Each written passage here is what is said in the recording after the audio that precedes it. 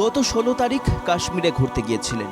সবকিছু ঠিকঠাক থাকলে বুধবারই বাড়ি ফেরার কথা ছিল সমীর গুহ, তার স্ত্রী ও কন্যার। মঙ্গলবারের পর সব হিসেব ওলটপালট। পাহেলগাঁও জঙ্গি হামলায় নিহত বেহালার শখের বাজারের বাসিন্দা সমীর গুহ।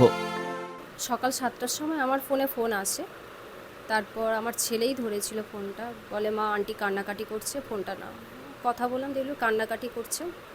এবং তারপরে শুভাঙ্গী ফোনটা নিয়ে বলে আন্টি 2 রাউন্ড মানে 2বার গুলি ছোড়ে। তারপরে বললো যে শুভাঙ্গী যে বাবাকে জিজ্ঞাসা করলো মোদি কা আদমি হ্যাঁ, তো সমীরদা তখন বললো হ্যাঁ মোদি কা আদমি হ্যাঁ, বলে একদম চোখের সামনেই বাবাকে তখন গুলি করে দেয়, শ্যুট করে দেয়। কেন্দ্রীয় সরকারের অধীনে স্ট্যাটিস্টিক্স ডিপার্টমেন্টের অফিসার পদে কর্মরত ছিলেন সমীর গুহ। প্রথমবার কাশ্মীর ভ্রমণে গিয়েছিলেন, কিন্তু আর বাড়ি ফেরা হলো না তার। সত্যি কথা বলতে গেলে কি আমি তো একদমই নিরাপদ মনে করছি না কাশ্মীরে যাওয়া। কারণ যেটা আমাদের পুরনো অভিজ্ঞতা ছিল, তারপরে হঠাৎ করে মনে হলো যে হয়তো কাশ্মীরটা আগের মতন নেই, কিন্তু এই ঘটনা আবার প্রমাণ করে দিল যে কাশ্মীরেই আছে। তো আমি তো একদমই এটা আমি সবাইকেই বলবো যে ঘুরতে নিশ্চয়ই যাওয়া উচিত, বাট কাশ্মীর অ্যাভয়েড করাটাই আমার মনে হয় ভালো। বুধবার সকালে নিহতের বাড়িতে যান মেয়র ফিরহাদ হাকিম, সাংসদ মালা রায়, যায় কংগ্রেসের প্রতিনিধি দলও, পৌঁছন কলকাতা পুলিশের ডিসি সাউথ ওয়েস্ট রাহুল দেও। পরিবারের পাশে থাকার আশ্বাস দিয়েছেন তারা। আমরা আছি, কিন্তু এরকম দুঃখের ঘটনা আর হয় না।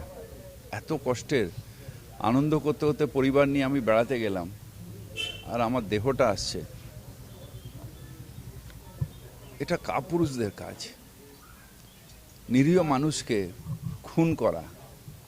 যারা কাপুরুষ তারা এটা করে। পর্যটকদের এভাবে মারাটা আমরা কোনোদিন দেখিনি। সত্যি খুব মর্মান্তিক। যেসব পরিবারের ছেলেরা চলে গেল, তারা তাদের ফ্যামিলিটার কথা ভেবে, তাদের পরিবার পরিজনের কথা ভেবে সত্যি খুব দুঃখ তো হচ্ছি, ভীষণ কষ্ট পাচ্ছি নিজের ভেতরে।